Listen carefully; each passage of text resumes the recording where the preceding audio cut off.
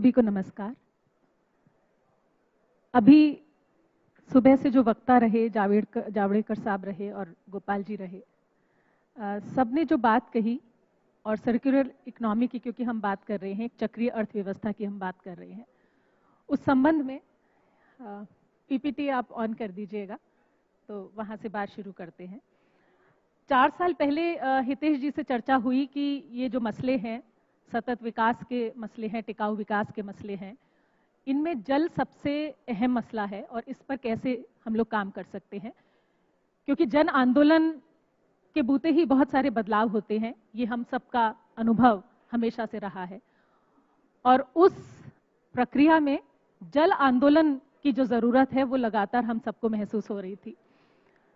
उसकी बात करने से पहले हम, क्योंकि चक्रीय अर्थव्यवस्था के संदर्भ में बात कर रहे हैं, तो चक्रीय अर्थव्यवस्था को समझने में मुझे लगता है कि छोटी सी बात है कि हमारी पूरी सनातन परंपरा में जो हमने समझा कि जहाँ से उद्भव हो वहीं पर फिर समागम होता है, उसी में मिल जाना होता है। और उस मिलने की जो पूरा चक्र है हमारा, मिलने यानी जब हमारा उद्भव हुआ और फिर जब हम मिलने की स्थिति में आए, समाने की स्थिति में आए, वहाँ पर एक निर्मलता जो हमारी होती है कि हम शुद्ध रूप में वापस से समा जाएं जहाँ से हमारा उद्भव हुआ। तो बहुत आसानी से अगर हम समझें इस पूरी चक्रीय अर्थव्यवस्था को, तो एक पुनर्चक्रण यानी कुदरत से तालमेल का जो हमारी व्यवस्था है, जिसमें पर्यावरण की समझ है, उसकी परख है, उसकी सार संभाल है और उसके साथ ही नए रोजगारों का सृजन भी है। तो ये चक्रीय अर्थव्यवस्था, क्योंकि हितेश ने कहा कि थोड़ा सा इस संदर्भ में हमें बात करनी है, और ये कुछ आंकड़े हैं हमारे सामने कि जो हमारे पहाड़ हैं, नदी हैं, मिट्टी है, संसाधन है, हमारे प्राकृतिक संसाधन है, उन पर जो दबाव है उसको कम करना क्यों जरूरी है, क्योंकि आने वाले सालों में जो हमारी ज़रूरतें हैं, दुनिया की ज़रूरतें हैं, आबादी की ज़रूरतें हैं, वो इतनी बेतहाशा बढ़ जाएंगी कि उसको पूरी करने के लिए अगर हम अभी से सजग नहीं हुए तो हम शायद और बिगाड़ की स्थिति में आ जाएंगे। तो उस सोच को शामिल करते हुए चक्रीय अर्थव्यवस्था में जो हमारा कंसर्न है, अभी भारत का जो कंसर्न है कि हम अक्षय ऊर्जा की ओर हम बढ़ रहे हैं, और अक्षय ऊर्जा की बात में हमारा ये कंसर्न है कि करीब 2070 तक हमारा ये लक्ष्य है कि हम 50% हमारी ऊर्जा की जो खपत है वो अक्षय ऊर्जा से पूरा कर पाएंगे। बात ग्रीन हाइड्रोजन की हो रही है, ग्रीन केमिकल की हो रही है, ग्रीन स्टील की जो इंडस्ट्री है वो पनप रही है। तो ये पूरा एक शिफ्ट जो है वो हमारे जो भी प्रोटोकॉल्स है, चाहे पेरिस का जो क्लाइमेट प्रोटोकॉल है, उसमें भी हमारा कमिटमेंट है, भारत का कमिटमेंट है। और इसमें मैं अभी, क्योंकि इसमें बहुत विस्तार से आने वाला जो सत्र है उसमें एक रिसर्चर हैं, यंग रिसर्चर हैं, और नई पीढ़ी अगर वो बात करेगी तो बहुत पुख्ता तौर पर आंकड़ों के साथ में बात करेगी। तो ये एक परिदृश्य है और एक हमारे सामने चैलेंज है, चुनौती है कि हम जल का जो संसाधन है, खास तौर से क्योंकि पानी, जल, मिट्टी, हवा, पहाड़, इन सबको हम अलग करके नहीं देख सकते। तो इन सब की जो चेतना है उसके बारे में जब हम बात कर रहे थे तो ये हुआ कि जो जमीनी कहानियां हैं वहां से क्या सबक सीखे जा सकते हैं। तो मैं कुछ कहानियों के माध्यम से, जो मैंने खुद ने सीखा, दूसरों को तो सिखाने की पता नहीं कितनी क्षमता है, लेकिन जो खुद ने सीखा और खुद ने सीखते हुए मुझे लगा कि ऐसी कहानियों को लगातार कहने की और करीब जाने की उसकी जरूरत है। नेक्स्ट स्लाइड में अगर हम बात करेंगे तो जल आंदोलन पांचजन ने शुरू किया 4 साल पहले, और कवर स्टोरी हम लोगों ने जल आंदोलन की जब शुरू की तो उसमें सबसे पहली बात हमने जो उठाई, नेक्स्ट अगर स्लाइड कर देंगे, अच्छा मेरे पास ही है, सॉरी, ये जल आंदोलन की शुरुआत हुई पांचजन्य के पृष्ठों से, और जल जागरण के लिए बहुत जगह जाके राजस्थान घूमना हुआ, महाराष्ट्र में जाकर देखा, देश भर पे नजर डाली कि क्या कुछ काम हो रहे हैं, लेकिन वो मुख्य धारा के अखबार में, मुख्य धारा में जो हमें चीजें नजर आती हैं, सूचनाओं की जो दुनिया है वहां नजर आती है, वहां ये खबरें, ये कहानियां खो जाती हैं। तो उसमें एक बहुत बेहतरीन कहानी से हमने जल आंदोलन की शुरुआत की पांचजन्य के। मैं ही बोल रहा हूं। आप सबसे अनुरोध है कि आज एक बहुत महत्वपूर्ण विषय पर यहाँ सभी सेशन में चर्चा हो रही है, लेकिन खासकर ये सेशन हम सबके लिए सुनना बहुत महत्वपूर्ण है, तो कृपया अपने स्थान ग्रहण कर लें। अपने आप चाय लेकर भी अपने टेबल पर बैठ जाएं। नहीं, और भी ये भी डिसाइड हो गया है कि इस सेशन के बाद हम एक हम छोटा टी ब्रेक ब्रेक कर ले लेंगे, लेंगे। उसके बाद कर लेंगे जी। तो कोई बात नहीं, चलते फिरते भी कान में जाएगी बात। तो जल आंदोलन की बात हमने अपनी विरासत से शुरू की। हमारे पास इतनी बेहतरीन विरासत है पूरे देश भर में, और खूबसूरत ही नहीं है बल्कि वो अभियांत्रिकी के तौर पर, यांत्रिकी के तौर पर, वास्तु के तौर पर, कला के तौर पर जो हमारी जल परंपराएं हैं, वहां से हमने शुरू की बात। और बात कहने के दौरान ही ये बात भी हम लगातार करते रहे कि नीतियों में क्या कमियां हैं, क्या खामियां हैं, और उसकी बेहतरी के लिए क्या कुछ किया जाना चाहिए। तो हमने बात जो है विरासत से शुरू की। इस जल आंदोलन की शुरुआत जो पांचजन्य के पन्नों के माध्यम से हुई, अच्छे कामों को सहेजने का काम। एक बहुत मेरे दिल के करीब है ये कहानी। ये मिसाल जो है, जो मैंने जाके देखी महाराष्ट्र में, शोलापुर में जाके जब मैंने देखा, वहां पे एक माढ़ा डिस्ट्रिक्ट है। माढ़ा में 11 गांव वहां पे मुझे मिले, और 4,000 किसानों का आज संगठन है। हालांकि वहां पर उन्होंने 1.5 साल में ये महसूस किया कि उस इलाके में जहां पर किसान सुसाइड करते थे, जहां पर 700 से 800 फीट तक नीचे जो है पानी चला गया था, और वहां पर उन्होंने ये तय किया कि क्योंकि हमें पलायन करना पड़ता है, रोजगार नहीं है।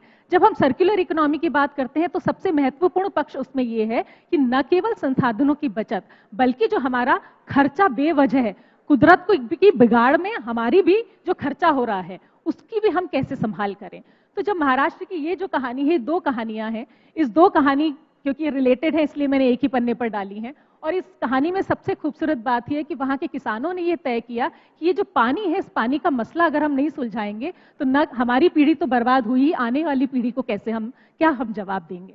तो वहां के 11 गांवों ने मिलकर एक नाला था जो सूखा हुआ था, और उन्हें खुद को भी नहीं मालूम था कि ये कोई नदी हुआ करती थी, और उसको उन्होंने पहचान की और उसका एक प्रपोजल बनाया। और जब सरकार के पास गए तो उनको ये एहसास हुआ कि ये बहुत महंगा प्रोजेक्ट है, तो ऐसे तो हम नहीं कर पाएंगे। तो उन्होंने सबने मिलकर, पूरे गांव वालों ने मिलकर ये तय किया कि हमारे जीवन का प्रश्न है, हमारी कुदरत का प्रश्न है, हमारे खेतों का सवाल है, और 800-900 फीट जो पानी है उसको फिर से हम कैसे लौटा पाएंगे, तो हमें ही जुटना होगा। और ये केवल 1.5 साल में उन्होंने ये जो 37 किलोमीटर लंबा नाला था, बेंद नाला उसको बोलते हैं, वो पूरे उन्होंने एकजुट हुए। देखिए, एकजुटता की जो मिसाल है, मुझे लगता है कि मुझे अभी तक जितनी कहानियां मिली, इससे बढ़िया कहानी मुझे अभी तक हासिल नहीं हुई। और मैंने खुद जाकर वहां 11 गांवों में से मैं 4 गांवों में खुद घूमी हूं वहां पर जाकर।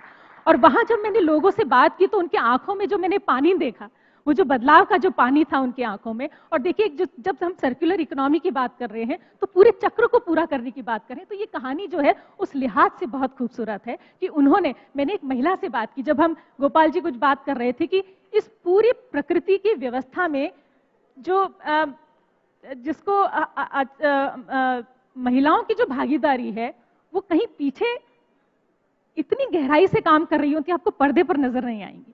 मैंने एक महिला थी, ये शायद फोटो में है, ये महिला पीछे खड़ी हुई है। मैंने उनसे पूछा कि ये जो इलाका है इसमें तो इन्होंने कहा मेरी जमीन थी उस नाले के इलाके में, जो 37 किलोमीटर नदी जो इन्होंने जीवित की है, जो पहले नजर नहीं आती थी, और 1.5 साल के अंदर देखिए ये मिसाल जो है। इसलिए मैं कहती हूँ, वो जो औरत खड़ी है पीछे, उन्होंने मुझसे कहा कि मेरी जमीन थी वहां पर और मेरी सास की भी जमीन थी वहां पर। और मैंने कहा कितनी कीमत होगी, तो बहुत सहजता से उन्होंने कहा कि होगी कोई 2-4 लाख की कीमत होगी, वो दे दी हमने, क्योंकि सवाल जो है वो गांव का था, वो हमारी खुशहाली का था। और फिर एक औरत नहीं, पूरा गांव इसका कोई क्रेडिट नहीं लेना चाहता कि हमने लाखों करोड़ों की जमीन जो है वो हमने दे दी जमीन की खातिर।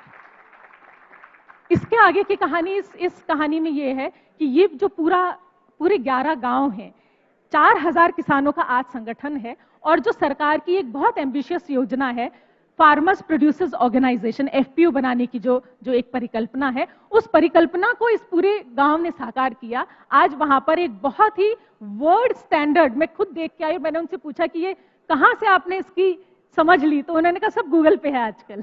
और केवल 25 साल का लड़का है जिसने कहीं किसी इंजीनियरिंग कॉलेज, कोई MBA के कॉलेज से पढ़ाई नहीं की है, उसने इस पूरे प्रोजेक्ट को लीड किया है। एंड जस्ट 1.5 years ये न केवल नाला रिवाइव हुआ है, वहां पे FPO, वर्ल्ड स्टैंडर्ड की एक FPO एग्जिस्ट करती है।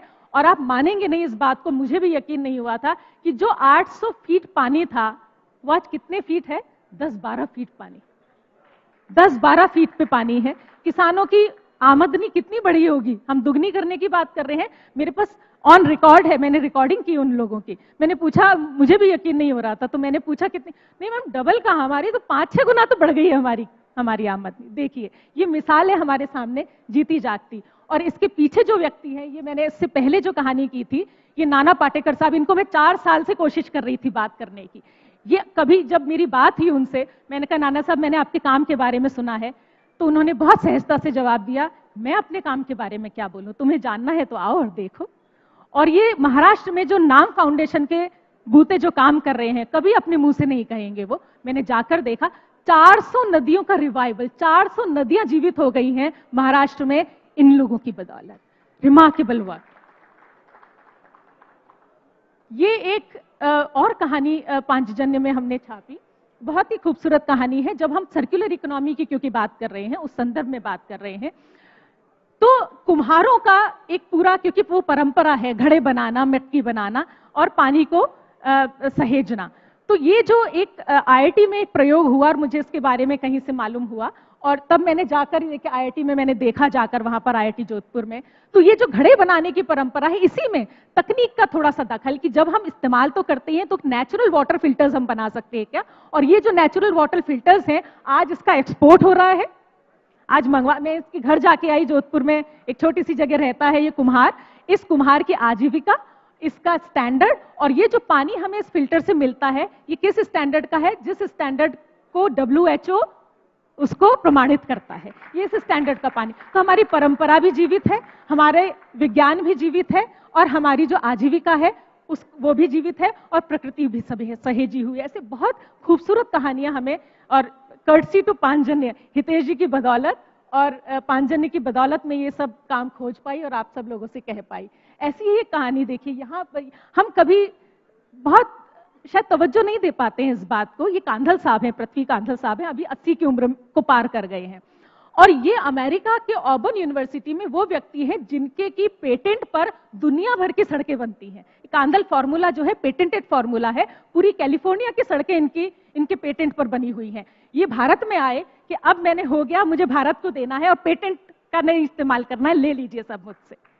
और ये सड़कें, वो ये तकनीक जो है इनकी, ये तकनीक है कि जो मैं अक्सर कहती हूँ कि हमारी कुदरत जो है भरपूर देती है हमें, सहेजने की व्यवस्था भी हमें पता है।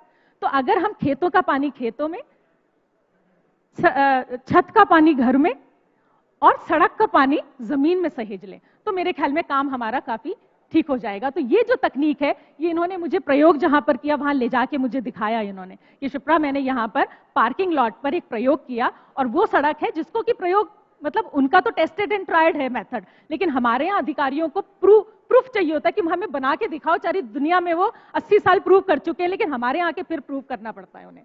तो उन्होंने फिर से यहाँ पर आके प्रूव किया, और एक पार्किंग लॉट में उन्होंने वो सड़क बना के दिखाई कि जितना भी बरसात का पानी आता है वो यहाँ आएगा और पैर जाएगा, जमीन में पैर जाएगा। तो ये तकनीक है हमारे पास में, and this is completely on a recycle, पूरा रिसाइकलिंग है। वो कहते हैं कुछ एक्स्ट्रा नहीं करना है हमको, कुछ एक्स्ट्रा नहीं डालना है, जो है ऑलरेडी उसी में जो गणित है उसकी, जो मसाला है उसका, उसको थोड़ा सा इधर उधर करना है। तो ये बहुत खूबसूरत, और इनके मैं घर जाके आई, और अच्छी बात यह है कि इसके फॉलोअप में आदरणीय गजेंद्र सिंह जी जो हैं उनका भी मिलान हुआ, गडकरी साहब ने भी आपसे चर्चा की इस बारे में, और बहुत सारी चीजें आगे बढ़ी हैं। तो ये फॉलोअप या इम्पैक्ट कह लीजिए स्टोरी का, कि ये भी है इस मायने में। सरहद की कुछ बातें, क्योंकि मुझे बहुत चुभती हैं ये बातें, और मुझे अभी राजस्थान से एक व्यक्ति कुछ खड़े हुए थे, उन्होंने कुछ बात की थी ग्रीन एनर्जी के बारे में। सरहद की कहानियां देखिए, ये सरहद जैसलमेर की कहानी है।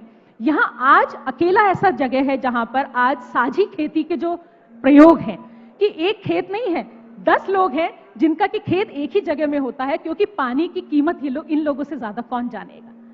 जहां पूरे साल पानी नहीं बरसता, नहर का पानी, आप कहते हैं कि नहर का पानी आ गया है। अभी मैंने 5 दिन पहले सरपंच से बात की, जो आखिरी अभी लेटेस्ट एडिशन में छपी है, तो सरपंच कहते हैं कि मैडम कौन सी नहर का पानी, जो पशुओं को भी पिलाने लायक पानी नहीं है, उस नहर के पानी की बात कर रही है क्या आप। और हम बड़े गर्व से कहते हैं कि साहब सरहदी इलाकों में तो नहर का पानी पहुंच गया है। तो नहर के पानी से जो बीमारियां पहुंची है, जो गंदगी पहुंची है, उसका जवाब कौन देगा हमें।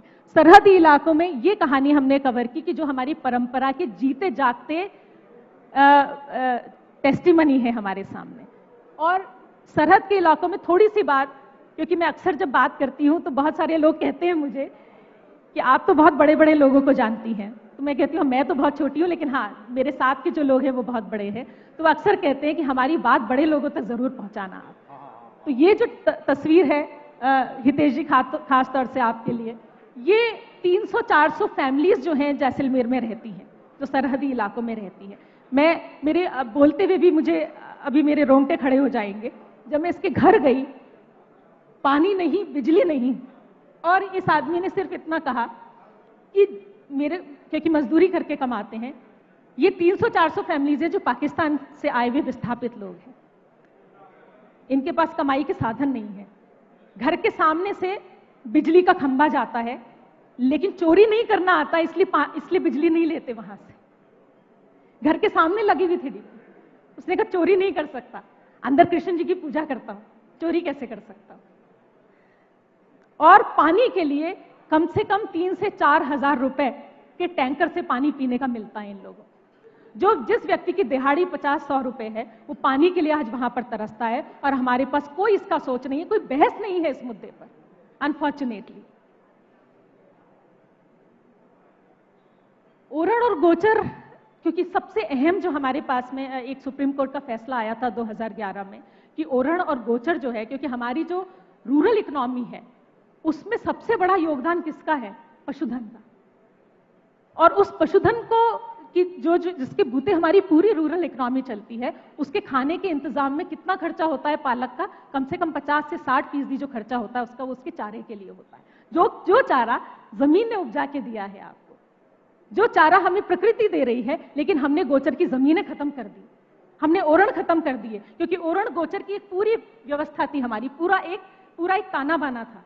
उस पूरे ताने बाने को खत्म कैसे कर रहे हैं? अभी राजस्थान में नीति आई और हम सब लोगों ने मिलकर इस बात के खिलाफ आवाज उठाई, नीति जारी कर दी, और हमारे तो कान भी नहीं जाते हैं वहां तक, क्योंकि हमें बड़े बड़े मसलों पर ध्यान देना है। और नीति क्या आई कि जहां जहां पर चारागाह या पास्चर लैंड पे कब्जे हो गए तो उनके पट्टे जारी कर दिए जाए। तो आपने अगर बेईमानी की तो उस बेईमानी पर मोहर मैं लगा देता हूं भाई। पर ये जो एक मिसाल है राजस्थान में, राजस्थान के आज 50 गांव में एक जल मुहिम, जल चेतन गांव है। ये गांव जो सबसे पहले मैंने कवर किया, यहाँ पर एक रायमलवाड़ा गांव है जोधपुर के पास में, वहां इन्होंने तय किया कि पूरा गांव मिलके जो गोचर की जमीन है, क्योंकि हर इलाके में वो गोचर की जमीन किसकी है? मेरी और आपकी नहीं है, वो केवल पशुओं के लिए संरक्षित है। उनका हक है उस जमीन पर, मेरा हक नहीं है उस जमीन पर, लेकिन उसकी सार संभाल करना, उसको बचा के रखना, ये मेरी जिम्मेदारी है। और पूरे राजस्थान के 50 गांवों में ये एक मुहिम चली हुई है गोचर को बचाने की, बहुत खूबसूरत मुहिम कि हमारे यहाँ परंपरा रही है कि जब पानी बरसता है उससे पहले छत की सफाई होती है, पानी का जो रास्ता होता है उसकी सफाई होती है, त्योहार होता है, कुएं और तालाबों को धोख लगाया जाता है। तो ये जो परंपरा और त्योहार है हमारा, ये जीवित रखे हुए हैं हमारे गांव।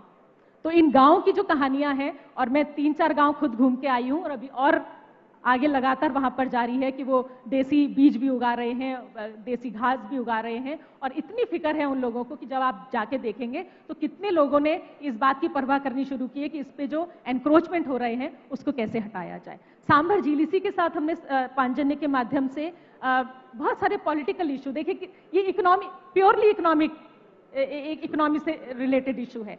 सांभर झील हमें मालूम है किस लिए फेमस है, किस लिए फेमस है कि वहां से नमक निकलता है। उस नमक निकालने वाली झील का जो पूरा रेवेन्यू है वो हमारे स्टेट को नहीं मिलता, वो पूरा रेवेन्यू जो है जाता है एक कंपनी को।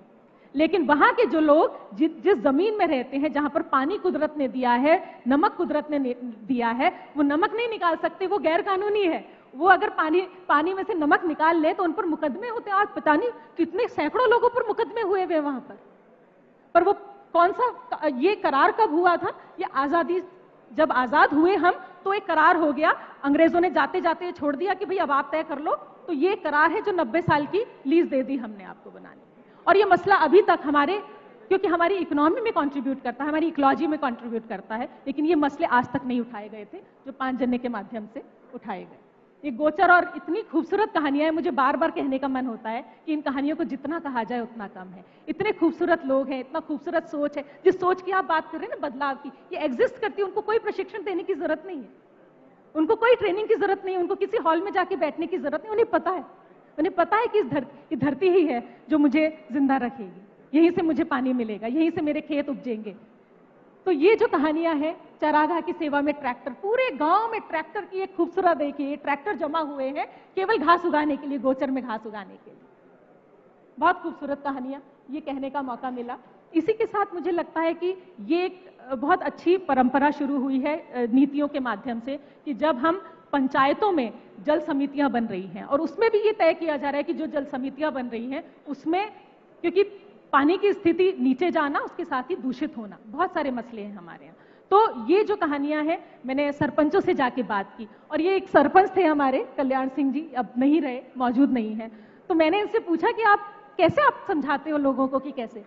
तो बहुत सरलता से ये लोग, ये इनको मैं मतलब अगर हम अनपढ़ कहते हैं तो ये हमारी कमजोरी है, ये अनपढ़ नहीं है भाई, ये बहुत पढ़े लिखे हैं। अनपढ़ हम हैं जो इनकी बात नहीं समझते हैं। इन्होंने पूरे गांव को, ये इन्होंने बापू का राम सागर, ये पूरा आर्टिफिशियल पॉन्ड है जो इन्होंने बनाया, और पूरा गांव बर्बाद हो गया था, बाढ़ में पूरा बर्बाद हो गया था। कैसे पूरे समुदाय को जोड़कर फिर से उसे जल चेतन करना, फिर उसको जिंदा करना, और बहुत सहज तरीके से ये बात समझा देना कि भाई तुम कैसे कितने साल जिंदा रहोगी, कि भाई 60 साल 100 साल, तुम एक पेड़ लगा दो तो लाली बाई का पेड़ जो है वो हजारों साल रहेगा, तो लाली बाई हजारों साल जिंदा रहेगी। इस तरह से इन्होंने ये जो कहानियां हैं, ये वैज्ञानिक भाषा है, ये हमारी परंपरा की भाषा है, ये हमारी संस्कृति की भाषा है, जिस भाषा में हम सब लोगों को बात आज करनी चाहिए। ये महिलाओं की बात, ये कोतावाई है, ये 12 का इलाका है राजस्थान का। 100 गांवों में ये कामगार थी, आज खेती करती हैं। ये कामगार थी, पलायन करती थी, मजदूरी करती थी। इस एक औरत ने सैकड़ों गांव की तकदीर बदली है। ये कहानी आप जरूर खोल के, आपको लगे तो पढ़िएगा। अभी समय का बहुत अभाव होगा तो मैं बहुत ज्यादा नहीं कह पाऊंगी। ये मैं पंचायतों में जाके मैंने महिला सरपंचों से बात की, और अच्छी बात है कि आज हम करीब 9000 ग्राम पंचायतों में ये एक प्रक्रिया शुरू हुई है कि कैसे महिलाओं को जोड़ा जाए और जल समितियां बनाई जाए, और महिलाओं को ये कमान दी गई है कि वो पानी की जांच करें, जाके देखें कि पानी कितना शुद्ध है और कितना नहीं है, इसके लिए ट्रेनिंग दी जा रही है। तो महिला सरपंचों से जब आप बात करेंगे ना, तो हमेशा शिक्षा की बात, शिक्षा अच्छी हो जाए, बच्चे अच्छे हो जाए, वो खुद के बारे में कुछ नहीं मांगेगी, वो सिर्फ ये कहेगी कि मेरे लोग जो है पति बाहर ना जाए, यहीं पे रोजगार हो जाए। तो ये जो पूरी समग्रता, जो हम अर्थव्यवस्था की बात कर रहे हैं, ये जिस औरत की बात हमें लगता है कि ये क्या बताएगी, ये क्या कहेगी खेती के बारे में, इन्हें सब पता है, इनसे बात करने को ही नहीं जाता है, बात इतनी सी है। तो इन खूबसूरत लोगों से मैंने बात की और बहुत कुछ सीखा कि क्यों महिलाओं को आगे रखकर उन्हें केंद्र में रख के काम करना जरूरी है। ये एक गांव जो मैं सबको बुलावा देती हूं अपनी तरफ से, क्योंकि मैं जब गई तो मैंने योजना ये बनाई थी कि देख के आएंगे और फिर लौट आएंगे। तो उन्होंने कहा आने तक का तय आपको करना था, जाना कब है ये हम तय करेंगे। तो ये गांव है राजस्थान में, बहुत खूबसूरत गांव है। एक पहाड़ी पर गोसाई जी का मंदिर है। अब देखिए, हमारी जो संत की परंपरा की अभी बात हुई थी यहाँ पर, तो मैं हमेशा कहती हूँ कि हमारे देश को यही 2 लोग चाहिए, संत और सैनिक। संत वाली भावना और सैनिक वाली जो कर्मठता है वो जो चाहिए। तो यहाँ राम दास जी एक महाराज हैं, जो एक गुफा है, ये गुफा इन्होंने अपने हाथों से खोदी है। इस गुफा में रहते हैं, और इस गुफा को इन्होंने, जो इसके पीछे दिख रहा है, ये पूरा एनीकट जो है, ये पूरा पहाड़ खोद के ये एक आदमी ने बना दी। और अब हमारा जिम्मा है, ये सिर्फ मेरे से ये मुझे क्यों रोका इन्होंने कि हमारी बात बड़े लोगों तक पहुंचाना, तो मैं आप सब बड़े लोगों के तक आप इनकी बात पहुंचाने के लिए आई हूं। ये कहते हैं कि जो पहाड़ी है, यहाँ पर एक बांध बन जाए तो बगल के इतने सारे, कुदरत में कमी नहीं है, कुदरत भरपूर देती है पानी, सहेजने की व्यवस्था हमने नहीं बनाई। राजस्थान में नर्मदा का पानी आता है, पाकिस्तान चला जाता है। हमने जल तिजोरियां नहीं बनाई, हमारे पुरखे बनाए गए सारी जल तिजोरियां, हमने नहीं बनाई जल तिजोरियां। हमें बड़े बांध चाहिए, तो बांध की जरूरत यहां पर है। ये देखिए, ये पहाड़ी, ये पूरा इलाका इतना खूबसूरत इलाका है, और इन्होंने अपने बूते, ये इनके बूते का अभी नहीं है, ये तैयार कर रहे हैं अपना बूता। हाँ, टाइम हो गया है मुझे मालूम है, तो मैं बस इतनी सी बात कह के कि इन जैसे गांवों में आप जब जाएंगे तो हमें अपनी कमजोरी का एहसास होगा कि हमने अभी कितना कम किया है, कितना कम जाना है, कितना कम समझा है, और मैं क्योंकि एकेडमिक दुनिया को थोड़ा सा झूठी दुनिया कहती हूँ मैं उसे, कि बहुत खोटी दुनिया है। हम जितना कर सकते थे, जितने हम में बुद्धि थी, उसका इस्तेमाल नहीं किया। तो इसीलिए मुझे हमेशा लगता है कि कुछ बदलना है तो बुद्धि का नहीं, दिल से काम चल जाता है। तो दिल से काम करें हम। और आखिरी बात, पता नहीं इसके आगे स्लाइड शायद है भी नहीं, हाँ है, ये जल तिजोरियों की हमने बात कही।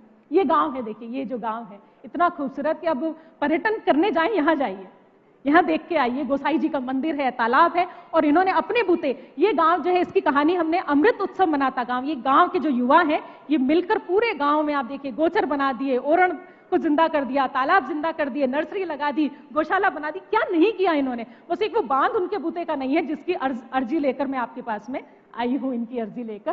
तो ये मुझे लगता है कि हमारी सनातन ज्ञान परंपरा में सिर्फ जो 3 बातें कहते हैं वो, कि श्रवण, मनन और निदिध्यासन, ये 3 चरण हैं कि सुने, जाने, मनन करें, चिंतन करें कि हो क्या रहा है।